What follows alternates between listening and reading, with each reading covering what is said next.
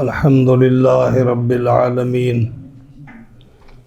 والعاقبة للمتقين والصلاة والسلام على سيد الأنبياء والمرسلين محمد وعلى آله وصحبه أجمعين أما بعد فأعوذ بالله من الشيطان الرجيم بسم الله الرحمن الرحيم يا أيها الذين آمنوا إذا نودي للصلاة من يوم الجمعة فاسعوا إلى ذكر الله وذروا البيع ذلكم خير لكم إن كنتم تعلمون فإذا قضيت الصلاة فانتشروا في الأرض وابتغوا من فضل الله واذكروا الله كثيرا لعلكم تفلحون وإذا رأوا تجارة أو لهوا انفضوا إليها وتركوك قائما قل ما عند الله خير من اللهو ومن التجارة والله خير الرازقين مولاي صل وسلم دائما أبدا على حبيبك خير الخلق كلهم فإن من جودك الدنيا وذرتها ومن علومك علم اللوح والقلم فاغفر لناشدها واغفر لقارئها سألتك الخير يا ذا الجود والكرم مولاي صل وسلم دائما أبدا على حبيبك خير الخلق كلهم معززین حاضرین سامعین کرام، آج ہم نے سورہ جمعہ کی آخری 3 آیات تلاوت کی ہیں جو سورہ جمعہ کا آخری رکوع ہے۔ اس کی آیت نمبر 9، 10 اور 11۔ 9 نمبر کا درس پچھلے جمعے کو ہو چکا ہے اور آیت نمبر 10 اور 11 کا انشاءاللہ آج درس ہوگا، لیکن چونکہ پورا رکوع جو ہے یہ جمعے کے متعلق ہے، اس لیے تینوں آیات کو محل موضوع بنایا جائے گا۔ دعا کریں اللہ تعالیٰ یہ چند منٹ جو ہے وہ بیان کرنے کی توفیق عطا فرمائے۔ صحت کا بس اس طرح ڈاؤن ہے کہ بولا نہیں جاتا۔ ہم نے پچھلے جمعہ پر عرض کیا تھا پچھلے درس میں کہ یہ جو آیت کریمہ ہے، آیت نمبر 9، اس میں ایک جملہ ہے فَاسْعَوْا إِلَىٰ ذِكْرِ اللَّهِ۔ اس میں اس جملے سے جمعے کی فرضیت ثابت ہوتی ہے، اور وَذَرُوا الْبَيْعَ سے ہے کہ جب اذان اول ہو تو لین دین خرید و فروخت چھوڑ دو۔ ہر وہ کام جو جمعے کی ادائیگی میں رکاوٹ بنتا ہو اس کے چھوڑنے کا، ترک کرنے کا حکم ہے۔ پھر ہم نے یہ ذکر کیا تھا کہ جمعہ ایک خاص نعمت ہے جو اللہ تعالیٰ نے مسلمانوں کو عطا فرمائی ہے۔ پہلی امتوں کو نہیں دیا یہ دن، امت مصطفیٰ کو دیا۔ اب یہ دیکھیے ایک اس میں عجیب بات جو آپ کو بتا رہا ہوں، نبی کریم علیہ السلام کی پیدائش سے، آپ کی بعثت سے 560 سال پہلے 560 سال پہلے آپ کے دادا کعب بن لوئی یہ جمعے کے دن پورے علاقے کو، پوری اس خاندان کو، پورے قوم کو اور ارد گرد کے لوگوں کو اکٹھا کرتے، اور اس دن ان کو اکٹھا کر کے نبی کریم صلی اللہ علیہ وسلم کی ولادت، آپ کی آمد، آپ کی بعثت کا ذکر جمعے کو کرتے۔ سبحان اللہ۔ حالانکہ جمعے کا کوئی تصور بھی نہیں تھا اس وقت، جمعے کا نام بھی نہیں تھا، قرآن کا نزول نہیں تھا، رسول اللہ کی آمد نہیں تھی۔ ان کو کیسے پتہ چلا کہ جمعے کے ہائیوری جمعے کو وہ اکٹھا کر کے حضور کے فضائل ذکر کرتے اور کہتے کہ مجھے وہ دن، جس دن رسول اللہ صلی اللہ علیہ وسلم کو مکہ سے نکال کر مدینہ کی طرف ہجرت کرنی پڑے گی اور لوگ مخالفت کریں گے، کاش اس دن میں وہاں ہوتا۔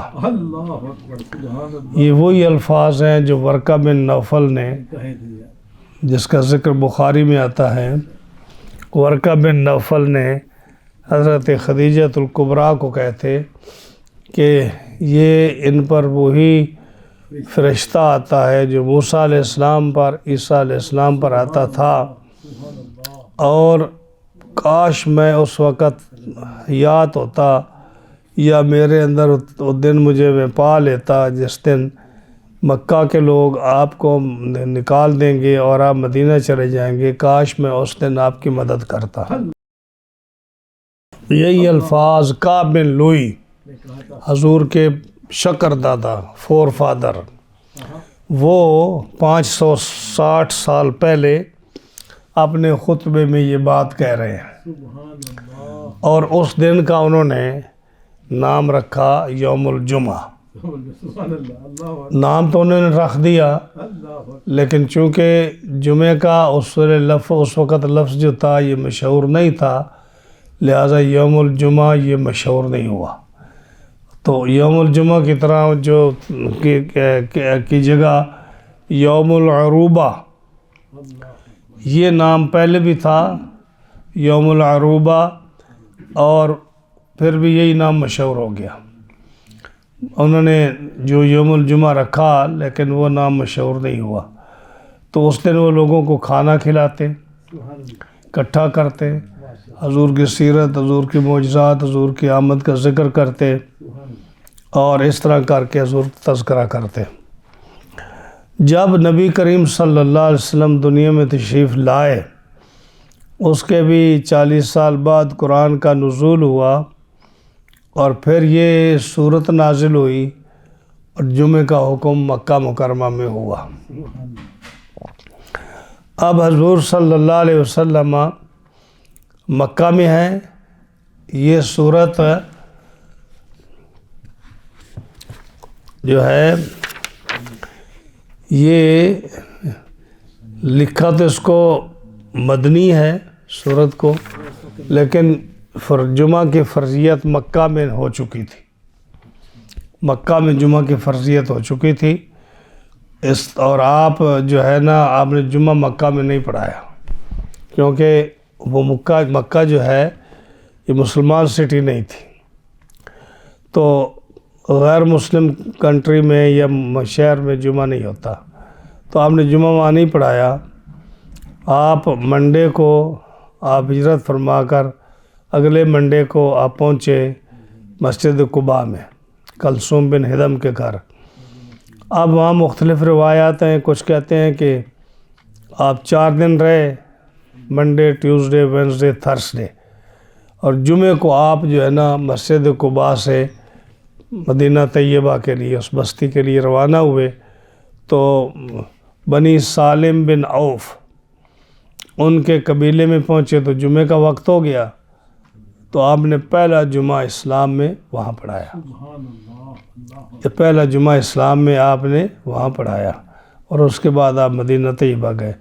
کچھ لوگ لکھتے ہیں کہ آپ نا 2 ہفتے رہے مسجد قباء میں، لیکن 4 دن رہے ہوں یا 2 ہفتے رہے ہوں، اس سے غرض نہیں ہے۔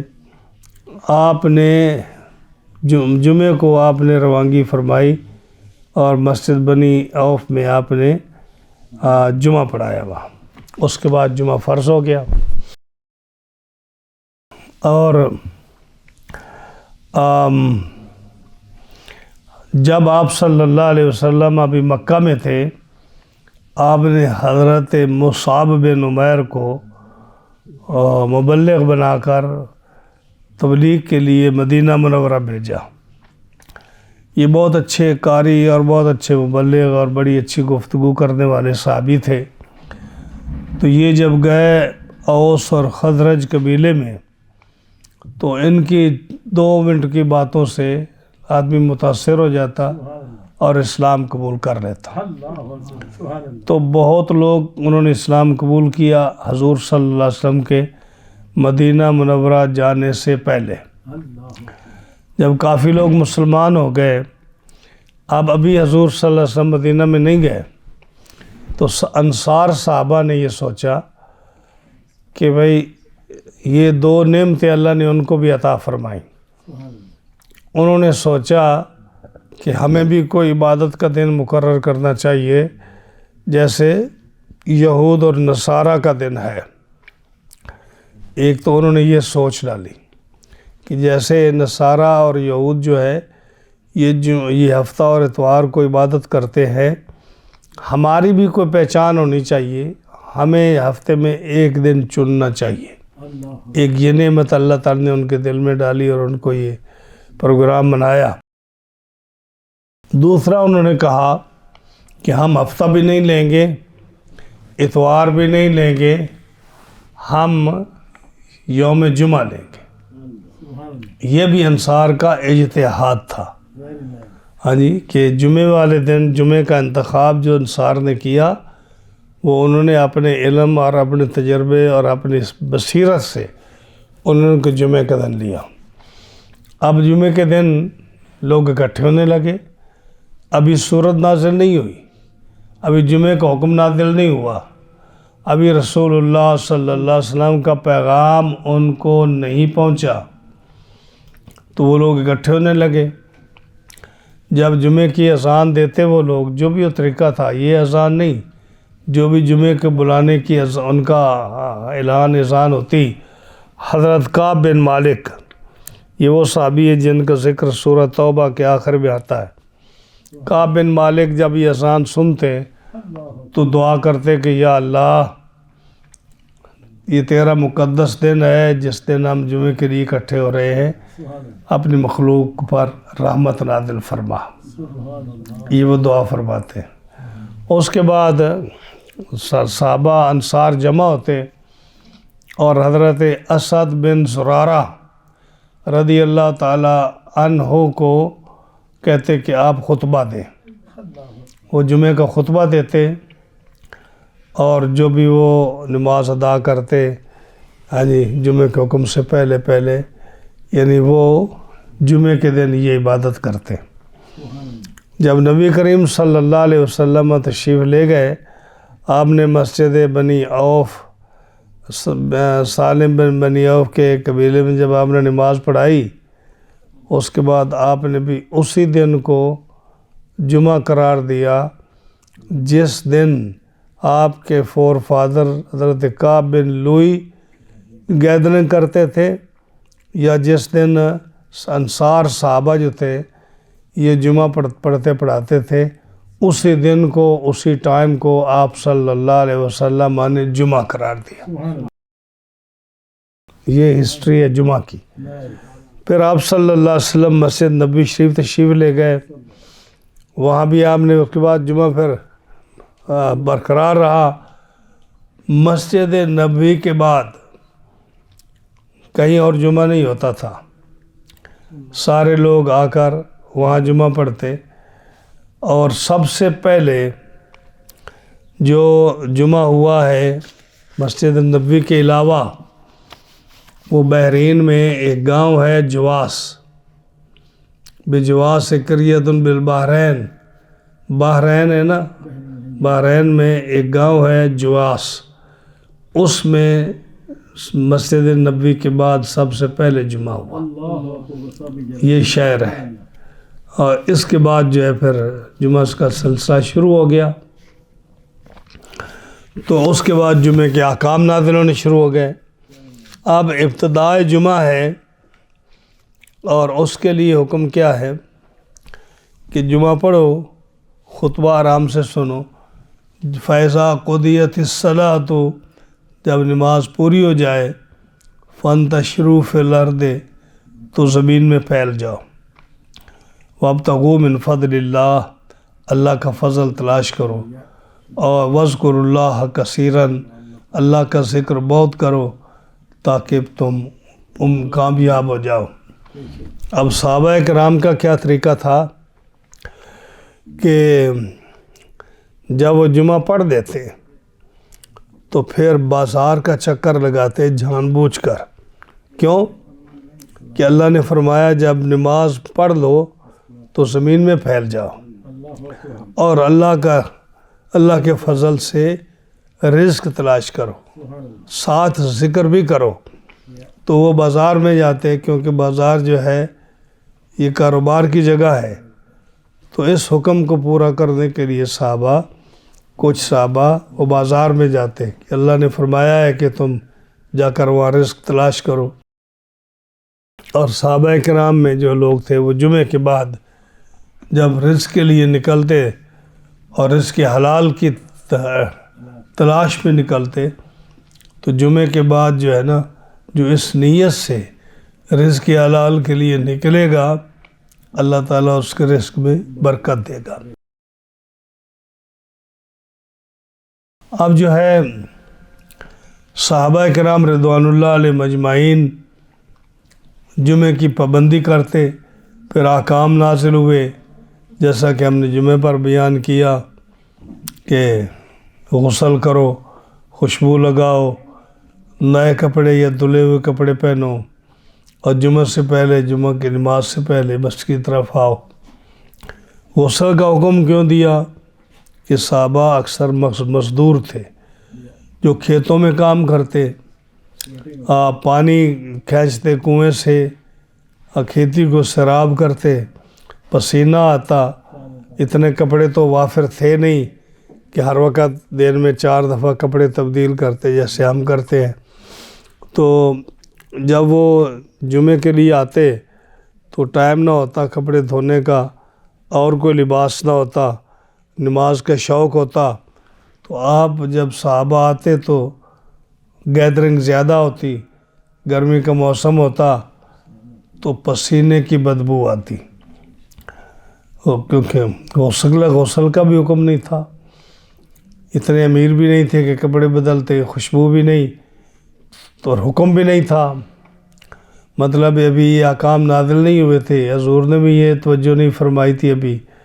تو جب بدبو آتی پسینے کی، آپ کو محسوس ہوا کہ لوگ تھوڑا سا بدبو محسوس کرتے ہیں، تو رحمت دو عالم صلی اللہ علیہ وسلم نے فرمایا کہ لوگوں جمعہ کے دن غسل کرو.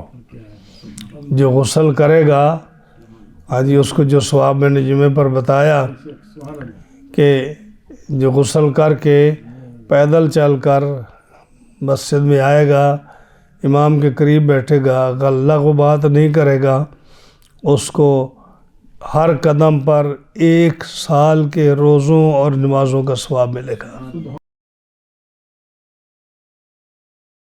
تو آپ نے یہ احکام نازل سنائے لوگوں کو. پھر صحابہ جو تھے انہوں نے جو کپڑے دھو سکتے تھے دھو کر آنے لگے، جو نئے پہن سکتے تھے نئے پہن کر آنے لگے. اب یہ حکم جو ہے قیامت تک کے لیے ہو گیا. آپ دیکھ لو کہ جمعے پر جو لوگ آتے ہیں اکثریت ان کی ہوتی ہے جو غسل کرتے ہیں، بڑے اہتمام سے خوشبو لگاتے ہیں، دھلے ہوئے نئے کپڑے پہنتے ہیں، اور اس طرح کوئی نہیں آتا کہ جن کے کپڑوں میں بدبو آئے. چونکہ اب فراوانی ہو گئی مسلمانوں میں اور ان کی یہ حالت اچھی ہو گئی. جمعے کے بعد بخاری شریف کا حدیث ہے کہ جمعے کے بعد ایک عورت تھی جو چاول پکاتی اور چاولوں میں چقندر جو ہوتا ہے یہ شلغم ریڈ یہ ڈالتی اور یہ کھانا بنا کر مسجد کے دروازے پر آ جاتے. تو ہم لوگ جو ہے نا ہر جمعے کو میں انتظار ہوتا کہ وہ مائی چاول پکا کر لائے گی اور ہم چکندر اور چاول جو ہیں جمعے کے بعد کھائیں گے. تو ظاہر ہے کہ شاید اس کی کوئی خدمت بھی کرتے ہوں گے یا وہ جو ہے والنٹیئرلی وہ خدمت کرتی ہوگی. اس کا ذکر میں نے کہیں نہیں پڑھا، لیکن اتنا ہے کہ ہر جمعے کے دن مسجد کے دروازے پر مسجد کے باہر وہ کھانا پکا کر لاتی اور صحابہ شوق سے کھاتے اور اس دن کا انتظار کرتے. تو یہ ایک جمعے کی بات نہیں ہے، یہ وہ اکثر جو ہے نا وہ ایسا کیا کرتی تھی. جمعے کے دن جو ہے عام حضرت عراق صحابی ہیں، ان کا ذکر آتا ہے کہ جمعے کے بعد وہ مسجد کے بعد دروازے پر کھڑے ہو جاتے اور دعا مانگتے اور کہتے اے اللہ تیرے حکم سے ہم نے نماز جمعہ ادا کی اور جمعہ اچھا ادا کیا، اب تیرے حکم کے مطابق ہم جمعے سے فارغ ہو کر رزق کی تلاش میں نکلے ہیں، ہمارے لیے رزق کا بندوبست فرما حلال پاکیزہ. وَإِذَا رَأَوْا تِجَارَةً أَوْ لَهْوًا انفضوا إِلَيْهَا وَتَرَكُوكَ قَائِمًا. اب ایک موقع ایسا آیا ابتدا میں، نہ کہ بعد میں، کہ جب حضور صلی اللہ علیہ وسلم مدینہ طیبہ میں آئے اور ابھی جو ہے آپ کو زیادہ دن نہیں گزرے تھے. ابتدا میں جماعت پہلے ہوتی تھی، خطبہ بعد میں ہوتا تھا. پہلے 2 فرض جمعے کے پڑھے جاتے اور خطبہ بعد میں دیا جاتا. تو غربت کا عالم تھا، قحط سالی تھی، نئے نئے لوگ مسلمان ہوئے تھے. آپ صلی اللہ علیہ وسلم نے ابھی نیا جمعہ شروع کیا تھا، لوگوں کو مسائل کا علم بھی نہیں تھا، جمعہ کی اہمیت کا بھی علم نہیں تھا، یہ آیات بھی ابھی نازل نہیں ہوئی تھی کہ جمعے کو کیسے کرنا ہے. تو آپ صلی اللہ علیہ وسلم نے جماعت کرائی، خطبہ کے لیے کھڑے ہوئے. ادھر سے حضرت دہیہ بن خلیفہ کلبی، حضور کے جو صحابی ہے نا دہیہ کلبی، وہ ابھی مسلمان نہیں ہوئے تھے، یہ ان کے اسلام سے پہلے کا واقعہ. وہ مسلمان نہیں ہوئے تھے، وہ تاجر تھے، وہ باہر سے تجارت کر کے کھانے پینے کا سامان لے کر مدینہ منورہ آئے. قافلہ تھا ان کا. چونکہ مسلمان نہیں تھے، انہوں نے پرانے طریقے کے مطابق جب شہر میں داخل ہوئے تو ڈول بجانا شروع کیا. یہ نشانی اس بات کی کہ تجارتی قافلہ کھانے پینے کا سامان لے کر آ گیا ہے اور جس نے خریدنا ہے لینا ہے وہ لے لے. جب ڈھول بجا تو نبی کریم علیہ السلام کے ساتھ جتنے صحابہ تھے ان میں سے اکثر جو ہے وہ یہ سن کر چلے گئے. کیوں؟ اس کا ایک ریزن یہ تھا کہ غربت تھی، تو ان کو یہ تھا کہ ہم نہیں جائیں گے تو لوگ دوسرے سامان لے کر چلے جائیں گے، ہم رہ جائیں گے. اور دوسری بات یہ کہ ان کو ابھی جمعے کی اہمیت کا علم نہیں تھا کہ خطبہ کی کیا اہمیت ہے، کیا خطبے کو سننا لازمی ہے یا خطبہ چھوڑ کر ہم جا سکتے ہیں. تو صحابہ کی اکثریت آپ خطبہ دے رہے کھڑے ہو کر وہ چھوڑ کر چلی گئی، لیکن 12 اشخاص جو ہے نا وہ خطبے کے ٹائم رہ گئے، 12 لوگ رہ گئے. ان میں حضرت ابوبکر صدیق، حضرت عمر فاروق، حضرت عثمان غنی، حضرت علی المرتضیٰ اور اس کے علاوہ اور لوگ جو تھے 8، یہ 12 لوگ حضور کے ساتھ رہے، باقی لوگ چلے گئے.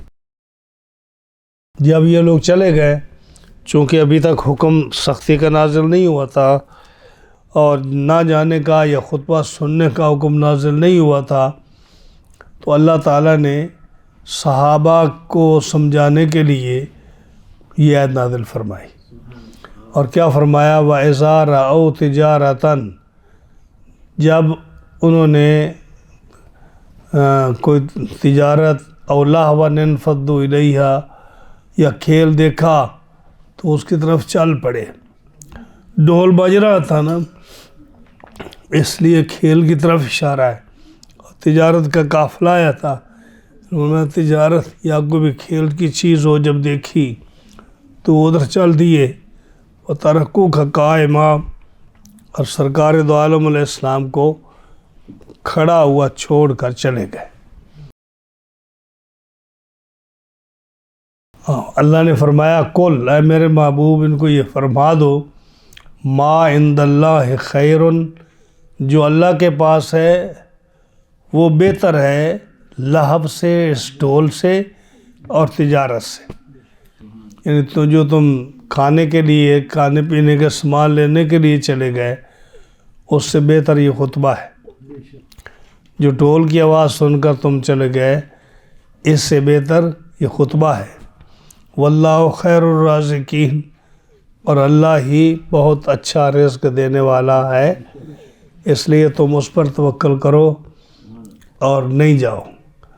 اب جو ہے دیکھیں، اس پر شیعہ اعتراض کرتے ہیں کہ رسول اللہ صلی اللہ علیہ وسلم کے صحابہ حضور کو چھوڑ کر غلہ لینے چلے گئے اور حضور کو اکیلا چھوڑ گئے۔ اب بات سمجھ میں نہیں آتی کہ جو عشرہ مبشرہ صحابی تھے، خلفائے راشدین تھے، وہ تو موجود رہے، اعتراض کس بات کا کرتے ہیں؟ وہ تو موجود رہے، اور اگر چلے بھی گئے کچھ لوگ، باقی لوگ، تو ابھی تو یہ قرآن کی آیت یہ نازل نہیں ہوئی جس میں وعید ہو کہ بھئی خطبہ چھوڑ کے نہیں جانا۔ نئے نئے لوگ مسلمان ہوئے، جیسے میں نے شروع میں ذکر کیا کہ ابھی جمعے کا حکم نازل ہوا ہے، ابتدائی ایام جمعے کے، تو اس وقت تو جو ہے بہت سارے لوگوں کو علم نہیں ہوتا، تو وہ اپنی لا علمی کی بنا پر غلطیاں کرتے ہیں، اور ان کو جو ہے بتایا جاتا ہے، تو پھر ہی جا کر بات پکی ہوتی ہے، تو اس میں کسی قسم کا کوئی اعتراض نہیں ہونا چاہیے۔ جب یہ آیت اتری، اس کے بعد صحابہ نے اپنے آپ کو ایسا چینج کیا کہ پھر سورہ نور کی آیت نازل ہوئی کہ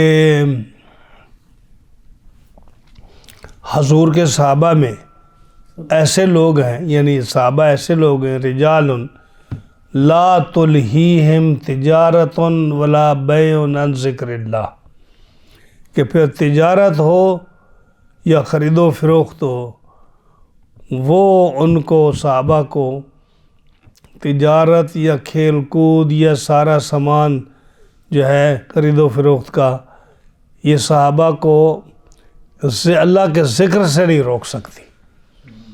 یہ اللہ نے یہ آیت نازل فرمائی سورہ نور میں۔ تو یہ جمعے کی فرضیت ثابت ہوگی اس میں۔ آپ جمعے کی جو میں نے فضائل ذکر کیے ہیں، ان میں سے دیکھیے کہ جب قیامت کا دن ہوگا، قیامت کے دن رات اور دن نہیں ہوں گے۔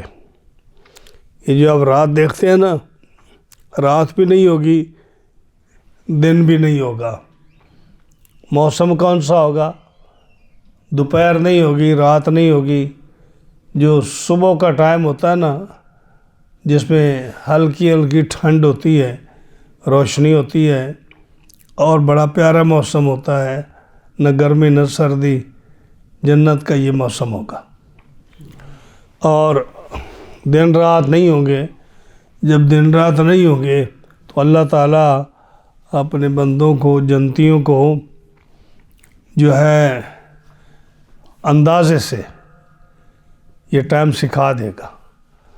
تو جب جنت میں جمعے کا ٹائم آئے گا تو وہ اللہ تعالیٰ کے سکھائے ہوئے وقت کے مطابق، جیسے لوگ جمعے کے لیے گھروں سے نکلتے ہیں، ٹولیاں کی ٹولیاں مسجدوں میں آتی ہیں، اسی طرح لوگ جنت سے باہر نکلیں گے، یہ جنت کے کسی میدان میں جائیں گے جمعہ کی خواہش سے۔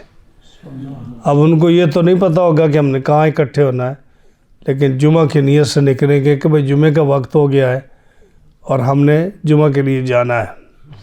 جب لوگ اکٹھے ہوں گے تو حکم ہوگا کہ چلو تم اس میدان کی طرف، حکم ہوگا کہ اس میدان کی طرف جائیے جس کا نام مزید ہے۔ اس میدان کا نام کیا ہے؟ مزید ہے گا، اس کی طرف جائیے جمعے کے دن، جس کی چوڑائی کو اور لمبائی کو اللہ کے سوا کوئی نہیں جانتا۔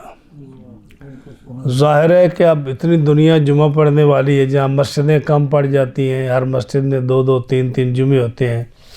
حشر کے میدان میں تو سارے جمعہ پڑھنے والے ہوں گے، تو کتنا میدان چاہیے؟ حد نگاہ تک، مشرق سے مغرب، شمال سے جنوب تک وہ بڑا میدان ہوگا،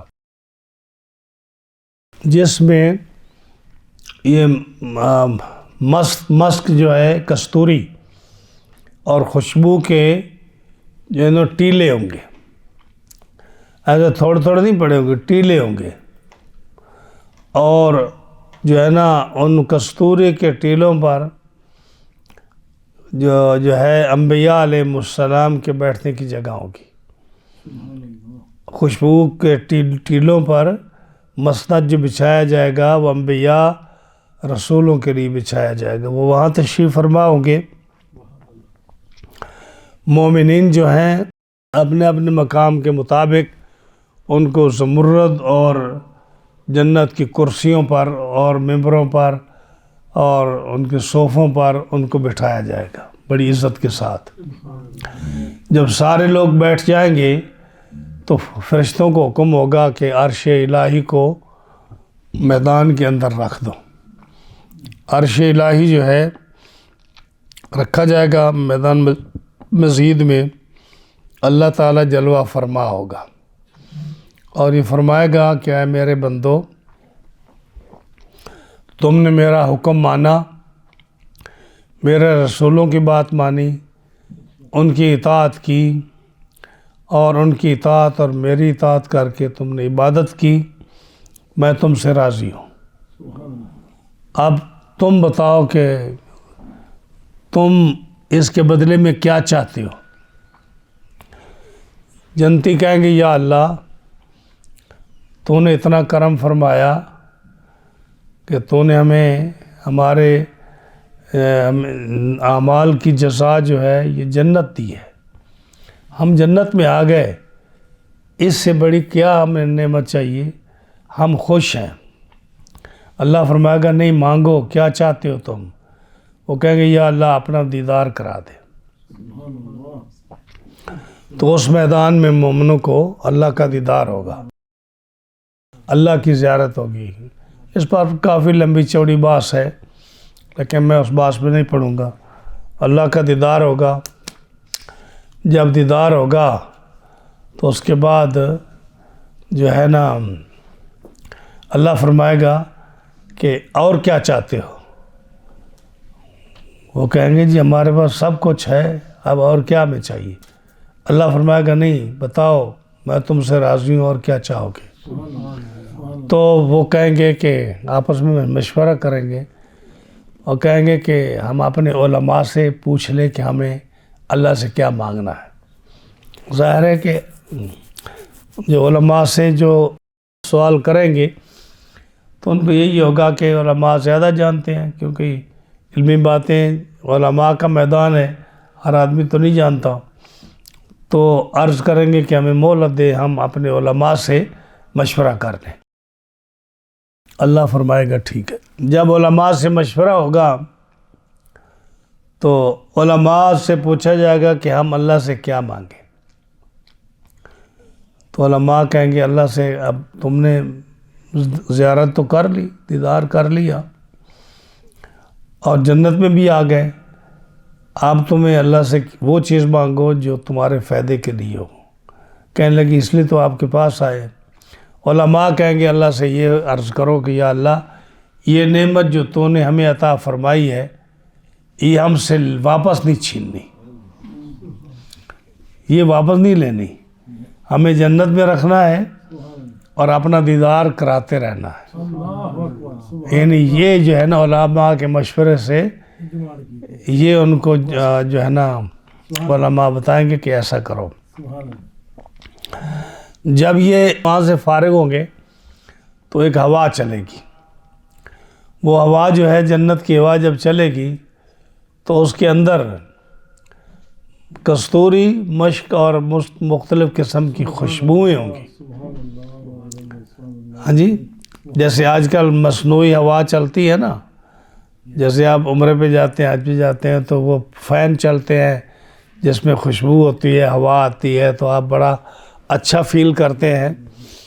مصنوعی ہوا، ایک ہوا حقیقی چلے گی جنت میں کستوری کو لے کر اور خوشبو کو لے کر، اور وہ جو ہے انسان جنتیوں کے کپڑوں میں، ان کے جسموں پر، ان کے بغلوں میں، ان کے پورے جسم کو وہ چھوئے گی اور وہ مس کرے گی انسان کے پورے جسم کو اس کے بالوں میں۔ اور حدیث پاک میں جو آتا ہے نا کہ وہ کیسے مس کرے گی، دنیا کی مثال دی ہے رب تعالیٰ جل شانہ نے کہ جیسے کوئی شخص اس کو کسی سے محبت ہوتی ہے، عشق ہوتا ہے، اور وہ اپنی محبوبہ کو کہتا ہے کہ میرے سر میں تھوڑا تیل لگا۔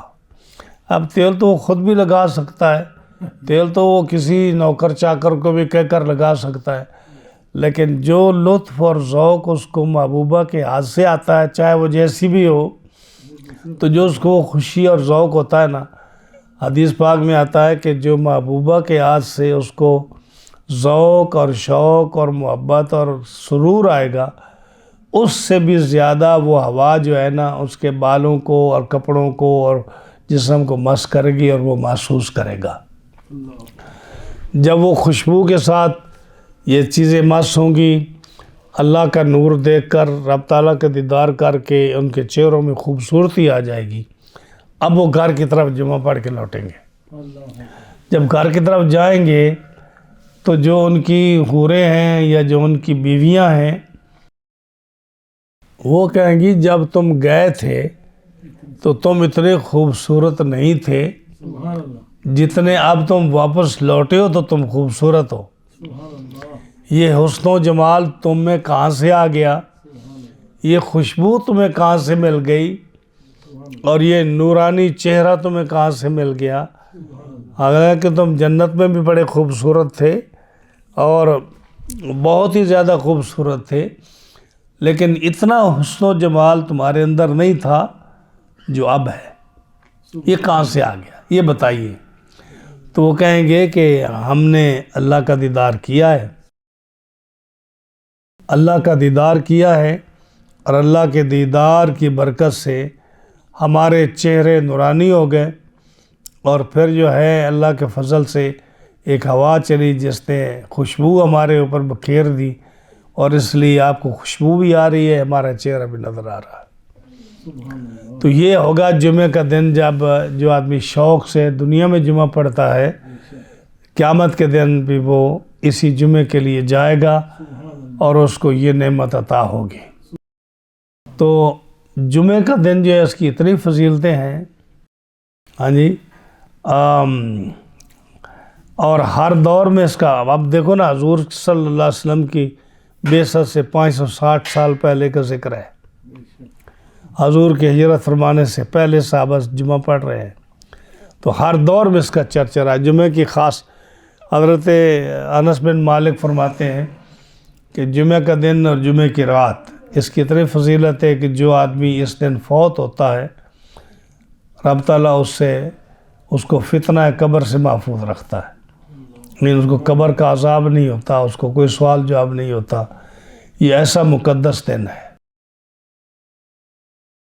اور اس کی فرضیت قرآن سے ثابت ہے، لیکن کچھ آدمی پر جمعہ فرض نہیں ہے، جیسے مسافر پر جمعہ فرض نہیں ہے، عورت پر جمعہ فرض نہیں ہے، مریض پر جمعہ فرض نہیں ہے، بچے پر جمعہ فرض نہیں ہے، غلام جو ہے سلیو، اس پر جمعہ فرض نہیں ہے۔ وہ اندھا جس کو کوئی مسجد میں لانے والا نہیں ہے، وہ اکیلا نہیں آ سکتا، اس پر جمعہ فرض نہیں ہے۔ اور اگر کوئی اس کو لانے والا ہے، اس کا انتظام ہے، تو پھر اس پر جمعہ فرض ہے۔ اور یہ آدمی جن پر جمعہ فرض نہیں ہے، اگر یہ جمعہ پڑھ لیں تو ان کا جمعہ ہو جائے گا، یہ نہیں کہ ان کو ثواب نہیں ملے گا۔ جمعے کے دن کی ایسی اہمیت ہے، اس کی ہم نے پچھلے جمعے پر اس کی بڑی وضاحت اس ساعت کی تھی کہ جس گھڑی میں ہر دعا قبول ہوتی ہے، اس کا ہم نے تفصیل سے ذکر کیا تھا۔ جمعے کا دن بڑا اہم ہے، اور یہ خصوصاً تحفہ ہے اللہ تعالیٰ کی طرف سے رسول اللہ صلی اللہ علیہ وسلم کی امت کے لیے۔ اس لیے اس جمعے کا اہتمام کیا جائے، اس دن غسل کیا جائے، حضور کی ذات پر دروشی پڑھا جائے، اکثر دروشی پڑھا جائے، کم از کم 300 مرتبہ آپ کی ذات والا صفات پر دروشی پڑھا جائے، دروشی۔ ہاں جی، کیونکہ نبی کریم علیہ السلام نے فرمایا کہ میرے اوپر کثرت کے ساتھ دروشی پڑھو جمعے والے دن، تو تمہارا درود مجھے پہنچتا ہے۔ صحابہ نے عرض کیا حضور اگر آپ وصال فرما جائیں تو اس وقت تو آپ کا جسم مٹی میں مل چکا ہوگا، کیا اس وقت بھی آپ ہمارا درود سنیں گے یا آپ کے پاس درود پہنچے گا؟ آپ نے پتہ کیا جواب دیا؟ آپ نے فرمایا ہے ان اللہ حرم علی الارض ان تاکل اجساد الانبیاء فنبی اللہ حی یرزقون فی قبرہ۔ اللہ کے نبی زندہ ہوتے ہیں قبروں میں، وہ مرتے نہیں ہیں، اور ان کو اللہ کی طرف سے رزق ملتا ہے۔ تو یہ دلیل اس بات کی کہ رسول اللہ صلی اللہ علیہ وسلم کا جسم اقدس مزار اقدس میں اسی طرح زندہ ہے، اسی حیات میں ہے جیسے آپ وصال سے پہلے حیات میں تھے، اسی طرح ہے۔ تو اس پر لوگ بڑے بڑے اپنے خیال کے مطابق اعتراض کرتے ہیں۔ ہاں جی، پھر اگر آپ اس حیات میں زندہ ہیں تو پھر یہ کیوں نہیں ہوتا، پھر وہ کیوں نہیں ہوتا؟ ہاں جی، ہم انسان کا ذہن جو ہے وہ فتنوں کی طرف جاتا ہے۔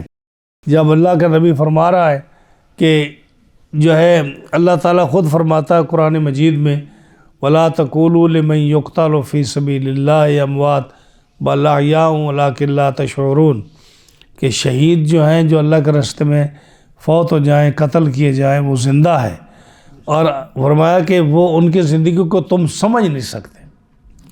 جب شہید کی زندگی کو تم نہیں سمجھ سکتے تو نبی کی زندگی کو کیسے سمجھو گے؟ تمہاری عقل کیسے اس کو جو ہے نا سمجھیں گے کہ یہ شخص زندہ ہے یا زندہ نہیں ہے؟ یا فرمایا وَلَا تَحْسَبَنَّ الَّذِينَ قُتِلُوا فِي سَبِيلِ اللَّهِ أَمْوَاتًا، سورہ نساء کی آیت ہے، بَلْ أَحْيَاءٌ عِندَ رَبِّهِمْ يُرْزَقُونَ، کہ جو اللہ کے راستے میں قتل ہو جائیں ان کو کہنا تو درکنار، گمان بھی نہ کرو کہ وہ مر چکے ہیں، وہ زندہ ہیں، ان کو اللہ کی طرف سے رزق ملتا ہے۔ اب آپ جو ہے ایک شہید کی قبر کھولیں، اس میں آپ دیکھیں گے کہ روٹی پڑی ہے یا فروٹ پڑا ہے۔ ہاں جی، آپ تو تب مانیں گے نا جب آپ اپنی آنکھوں سے دیکھیں جی یہ فروٹ پڑا ہے، اس نے آدھا کھایا ہے آدھا نہیں کھایا، یہ روٹی پڑی ہے تازہ پڑی ہے ابھی پک کے آئی ہے۔ آپ کی تو عقل تب رہے گی کہ آپ ان چیزوں کو دیکھیں گے تو آپ کہیں گے جی واقعی رزق ملتا ہے۔ ہاں جی، واقعی رزق ملتا ہے۔ جب آپ کسی میت کی قبر کو دیکھیں گے تو کافر اور مسلمان کی میتیں تقریباً آپ اس کو نہیں جج کر سکتے کہ کس کو عذاب ہو رہا ہے اور کس کو جو ہے نعمت مل رہی ہے۔ آپ بالکل نہیں اس چیز دیکھ سکتے کہ بھئی یہ میت جو ہے اس کو عذاب ہو رہا ہے اور یہ میت جو ہے اس کی قبر جنت کا باغ بنی ہوئی ہے۔ بظاہر وہ بھی لیٹا ہوا ہے قبر میں، وہ بھی لیٹا ہوا ہے، لیکن عالم برزخ کی حقیقت کو نہیں جان سکتا آدمی، وہ اللہ بہتر جانتا ہے یا اللہ والے جانتے ہیں کہ ان کی کیا حالت ہے، وہ کس حالت میں ہے۔ ہاں جی، تو اس لیے یہ ایمان اور یقین رکھنا چاہیے کہ جب قرآن میں کہتا ہے کہ شہید زندہ ہے تو شہید تو وہ ہوتا ہے نا جو کسی نبی کا کلمہ پڑھے، اس کو فالو کرے۔ جب فالوور زندہ ہے جس کی زندگی کو آپ نہیں سمجھ سکتے تو اللہ کے بندو ذرا ہوش کے ناخن لو، جو نبی ہے اس کی زندگی کو قبر میں تم کیسے سمجھ سکو گے؟ ہاں جی. اور جو ہے نا ایک مولوی تھا ملتان کا، اب تو وہ فوت ہو گیا. بڑے اس نے مناظرے کیے، بڑی تقریریں کرتا تھا. جب ہم پاکستان میں تھے تو ہم نے اس کی تقریر سنی. اندازہ لگائی کہ مولوی ہو کر اگر ایسی باتیں کرے گا تو اس کی گمراہی میں کیا کوئی شک رہ جاتا ہے. اس نے معیار کیا بنایا، وہ تقریر کر رہا ہے سرگودا شہر میں، اور انہوں نے کہا بھئی اگر نبی زندہ ہے، اگر نبی زندہ، دیکھو کب نبی کے معیار، زندگی کا معیار وہ کیسے جاہل سمجھ رہا ہے. اگر نبی زندہ ہے اس کی قبر کو کھودو، کھود کر اس کی پنڈلی پر چونڈی مار، چونڈی کو کیا کہتے ہیں انگلش میں، اردو؟ ہاں پنچ کرو، ہے اس کی پنڈلی پر پنچ کرو. اگر وہ سی کرے، یعنی اس کو درد محسوس ہو، وہ سی کرے تو سمجھو کہ وہ زندہ ہے. اگر وہ سی نہ کرے تو مردہ ہے. یہ دیکھو، یہ عقل مند یہ معیار زندگی کا بنا سکتا ہے. اللہ کا نبی کہہ رہا ہے فَنَبِيُّ اللَّهِ حَيٌّ، اللہ کا نبی زندہ ہے. يُرْزَقُ فِي قَبْرِهِ، اس کو قبر میں اس کو رزق ملتا ہے. قرآن کہہ رہا ہے کہ بَلْ أَحْيَاءٌ عِندَ رَبِّهِمْ يُرْزَقُونَ، وہ زندہ ہیں، اللہ ان کو رزق دیتا ہے. بَلْ أَحْيَاءٌ وَلَٰكِن لَا تَشْعُرُونَ، وہ زندہ ہیں لیکن تم ان کی زندگی کو سمجھ نہیں سکتے. اور تم کہتے ہو ہم پنچ کریں گے تو وہ ہائے کرے گا تو ہم سمجھ لیں کہ زندہ ہے. یعنی یہ جہالت نہیں تو اور کیا ہے، یہ جہالت نہیں تو اور کیا ہے. نبی کریم صلی اللہ علیہ وسلم فرماتے ہیں، شب معراج آپ نے حدیث سنی ہوگی، میں فلسطین کے قریب جب میرا براق نکلا اور جو سرخ ٹیلہ ہے فلسطین کے قریب، جب میں وہاں سے گزرا تو میں نے موسیٰ علیہ السلام کو دیکھا. مررتو بقبر موسیٰ، میں موسیٰ علیہ السلام کی قبر کے پاس سے گزرا. وَهُوَ قَائِمٌ يُصَلِّي فِي قَبْرِهِ، اور وہ اپنی قبر میں کھڑے ہو کر نماز پڑھ رہے تھے. اب کھڑے ہو کر نماز پڑھنا نبی کا، ایک نبی نماز پڑھ رہا ہے، دوسرا اس کو دیکھ رہا ہے اور پھر واپس آ کر کوٹ کر رہا ہے کہ میں نے موسیٰ علیہ السلام کو دیکھا اپنی قبر میں کھڑے ہو کے نماز پڑھ رہے تھے. کیا یہ زندگی نہیں ہے؟ یہ حیات نہیں ہے نبی کی؟ تو اللہ کا، تو صحابہ نے عرض کیا حضور آپ کا جسم تو پرانا ہو چکا ہوگا. فرمایا نہیں، اللہ نے زمین پر حرام فرمایا ہے کہ وہ انبیاء کے جسم کو کھائے. اعلیٰ حضرت عظیم البرکت نے 10 آدمیوں کا ذکر کیا ہے فتاوی رضویہ شریف میں کہ جن کو قبر کی مٹی نہیں کھاتی، جن کو قبر کی مٹی نہیں کھاتی. 10 آدمی، ان میں انبیاء بھی ہیں، رسول بھی ہیں، اولیاء بھی ہیں، حافظ قرآن بھی ہیں، عالم دین بھی ہیں، اللہ کا ذکر کرنے والے بھی ہیں، نیک صالح انسان بھی ہیں. ہاں جی، کہ یہ لوگ ہیں جن کو قبر کی مٹی نہیں کھاتی. اور آج کل تو کتنا مشاہدہ ہوا ہے، کئی سڑکیں نئی بنی ہیں اور لوگوں کی قبریں کھود کر ان کو دوسری جگہ دفن کیا گیا ہے. تو 30 40 سال پرانے جو ہے نا لوگ کہتے ہیں کہ ان کا کفن بھی ٹھیک ہے، ان کا جسم بھی صحیح ہے، ان کو دفن کیا انہوں نے. اور عراق میں جب ہم حاضر ہوئے، ہم نے وہ مزار صحابہ کے اور تابعین کے دیکھے جن کی قبروں میں دریا دجلہ کا پانی سم کر آیا تھا، اور وہ خواب میں قاضی بغداد کو ملے، عراق کے قاضی کو، اور فیصل کو جو وزیر اعظم تھا اس وقت اس کو ملے اور کہا بھی ہماری قبروں میں پانی آ گیا ہے، ہمیں یہاں سے منتقل کرو. تو چونکہ وزیر اعظم جو تھا اس کو روایت دیکھنے میں تو یہ آتا ہے کہ اس کو یاد نہیں رہا، لیکن اتنا مضبوط ایمان آدمیوں کا نہیں ہوتا. جب مفتی صاحب کو ملے تو وہ وزیر اعظم سے ملے تو وزیر اعظم نے کہا مجھے بھی خواب آیا، مجھے بھی اسی طرح ملے ہیں. تو پھر طے یہ ہوا کہ پہلے ایک سیکرٹ ٹیم بھیج کر پتہ کیا جائے کہ واقعی پانی ہے یا نہیں. اللہ اکبر. اب وہ سیکرٹ ٹیم بھیجی گئی، انہوں نے قبروں کا معائنہ کیا تو انہوں نے کہا جی واقعی پانی سم کر آیا ہے. اللہ اکبر. ہاں جی.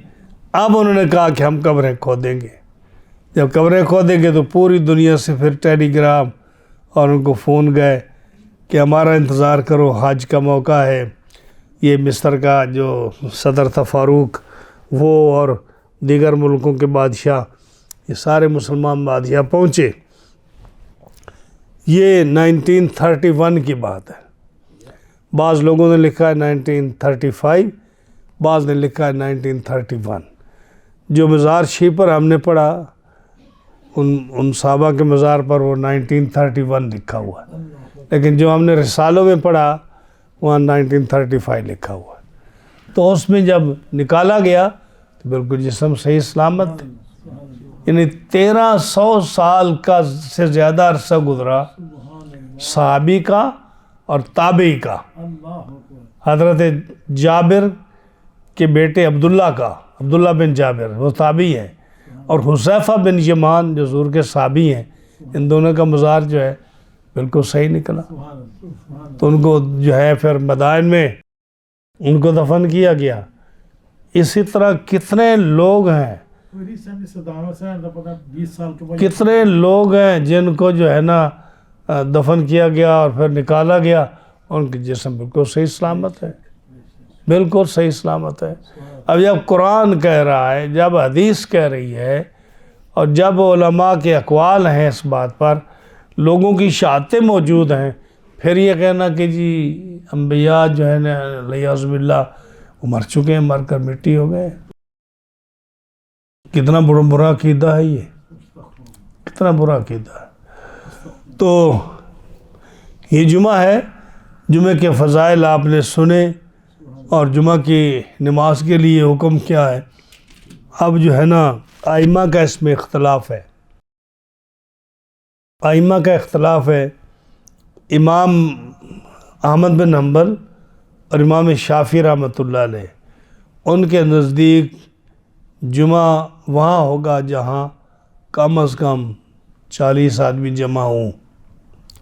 اگر 40 آدمی جمع نہیں ہیں تو جمعہ نہیں ہوتا. امام ابو حنیفہ رحمۃ اللہ علیہ کے نزدیک 3 آدمی امام کے علاوہ جمع ہو جائیں تو جمعہ ہو جاتا ہے. اور دوسری شرط یہ ہے کہ امام ابو حنیفہ رحمۃ اللہ علیہ کے نزدیک شہر کے علاوہ جمعہ نہیں ہوتا، فرض نہیں ہے. شہر مصر جس کو بولتے ہیں نا عربی میں، یہ ہے کہ یا کریا بھی بولتے ہیں اس شہر کو، اس میں جمعہ ہوتا ہے.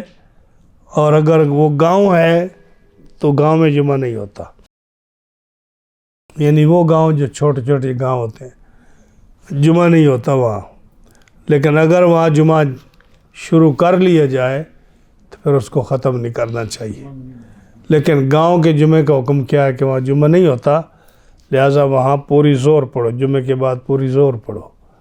شہروں میں جمعہ ہوتا ہے تو اس میں کیا ہوتا ہے کہ آپ 4 سنتے پہلے پڑھے، اور جمعے کے خطبے کے بعد 2 فرض جو جماعت سے پڑھے جاتے ہیں، اس کے بعد 4 سنتے اور 2 سنتے پڑھے. اس کا ذکر بخاری میں آتا ہے، 4 سنت اور 2 سنت کا ذکر آتا ہے. تو یہ ہے وہ جہاں جمعہ ہوتا ہے. تو امام ابو حنیفہ رحمۃ اللہ علیہ کے نزدیک مصر جو شہر ہے، شہر کی تعریف کیا ہے؟ جس کے متحد چھوٹے چھوٹے گاؤں ہوں، جس کے متحد چھوٹے چھوٹے گاؤں ہوں. جیسے ہم آپ پاکستان میں آپ شہر سمجھیں، بڑے شہر ہوتے ہیں نا، اس کے متحد چھوٹے چھوٹے گاؤں ہوتے ہیں. یعنی اگر گاؤں میں کوئی مقدمہ ہو، لڑائی جھگڑا ہو، تو وہ کہاں جاتے ہیں؟ شہر میں. وہ شہر کی عدالتوں میں جاتے ہیں. یہ مثال اس کی. جس گاؤں کے لوگ بچے جو ہیں وہ اگر اعلیٰ تعلیم حاصل کرنی ہو تو کہاں جاتے ہیں؟ شہر میں. شہر کے کالجوں میں جاتے ہیں. تو وہ شہر جس کے پاس ایسی چیزیں ہوں جیسے قبرستان ہے، کھیلوں کا میدان ہے، یونیورسٹی کالجز ہیں، ہاسپیٹل ہیں، ڈاکٹر ہیں، کہ بڑے بڑے بازار ہیں، کہ جہاں وہ لوگ، وہ گاؤں جو ماتحت ہیں اس شہر کے، ان کو جب کوئی چیز چاہیے تو ان کی ضرورت جس شہر سے پوری ہو سکتی ہو، جہاں عدالت بھی ہو کہ کوئی ظلم کسی پر کرے، زیادتی کرے، تو وہاں جج جو ہے یا حکومت جو ہے اس کو انصاف دے سکے، ہاں جی، دے یا نہ دے یہ نہ بدل، دے سکے، اس کو کیا کہتے ہیں؟ شہر۔ اور جمعہ اس میں فرض ہے امام ابو حنیفہ رحمۃ اللہ علیہ کے نزدیک۔ پھر اسی طرح میں ہم نے پچھلے جمعہ ذکر کیا تھا کہ جمعہ میں خطبہ فرض ہے، یعنی ایک رکن ہے خطبے کا، خطبے کے بغیر جمعہ نہیں ہوتا، اور خطبہ کھڑے ہو کر دینا ہوگا، کیونکہ یہ آیت میں آتا ہے نا وَتَرَكُوكَ قَائِمًا، آپ کو کھڑا چھوڑ کر چلے گئے تھے، تو آپ خطبہ کھڑے ہو کر دے رہے تھے۔ کھڑے ہو کر خطبہ دینا یہ لازمی ہے، اور خطبے میں 5 چیزیں ہونی چاہیے: اللہ کی حمد، رسول اللہ صلی اللہ علیہ وسلم پر درود و سلام، اور جو ہے نا امت کے لیے، لوگوں کے لیے تقویٰ کی وصیت کہ لوگوں نیک بن جاؤ، اچھی بات کرو، واعظ نصیحت میں یہ بات کہے، اور پھر جو ہے نا قرآن مجید کی آیت اور مومنوں کے لیے دعا۔ یہ 5 چیزیں جو ہے نا یہ خطبے میں ہونی چاہیے، ہاں جی۔ اور جو ہے باقی مسائل جو ہم نے جمعے پر بھی بتائے تھے کہ کوئی لغو بات نہ کریں، لوگوں کی گردنوں نہ پھلانگیں، جہاں جگہ ملے وہاں بیٹھ جائیں، امام کے قریب بیٹھنے کی کوشش کریں تاکہ اللہ تعالیٰ کی رحمت کا نزول ہو۔ جو باتیں ہوں، ہاں جی، جمعہ میں پہلے آنے کی کوشش کریں کہ سب سے پہلے جمعہ میں شامل ہوں، تو یہ ساری باتیں جمعہ کے لیے لازمی ہیں۔ تو اللہ تعالیٰ کے فضل و کرم سے آج ہم نے یہ 2 جمعوں میں، یعنی 2 درس جو ہیں، پچھلے درس میں اور اس درس میں، ہم نے تقریباً جمعے کے سارے مسائل جو اکثر تھے وہ بیان کر دیے، اور ہم اللہ کے فضل سے ہمیں اللہ نے توفیق دی کہ بیماری کے باوجود، تکلیف کے باوجود ہم نے تھوڑا بہت جو ہے اس کو ذکر کیا ہے۔ رب تعالیٰ جل شانہ اس کو اپنی بارگاہ لم یزل میں قبول فرمائے، اور یہ جب درس جو ہے یہ رمضان شریف سے پہلے سورۃ جمعہ ختم ہوئی ہے، اور اب جو ہے تقریباً 2.5 سپارے رہتے ہیں، اب معلوم نہیں کہ ان پر کتنا ٹائم لگے گا، جو ہے یہ ہمارا درس قرآن مکمل ہوگا۔ اللہ نے اگر زندگی دی تو انشاءاللہ العزیز رمضان شریف کے بعد ہم سورہ منافقون سے اس درس کو شروع کریں گے، اور یہ پورا مہینہ جو ہے نا آپ مزے سے، آرام سے سوئے، اور جمعے کے دن جو آپ کو جو ہے تھوڑی آنے جانے کی تکلیف ہوتی ہے وہ نہیں ہوگی۔ ہمیں دعاؤں میں یاد رکھیے، رب تعالیٰ صحت عطا فرمائے، دن بدن صحت خراب ہوتی جا رہی ہے، اللہ تعالیٰ کرم فرمائے، قرآن مجید کی برکت سے رب تعالیٰ یہ توفیق دے کہ پورا درس قرآن جو ہے یہ مکمل ہو جائے۔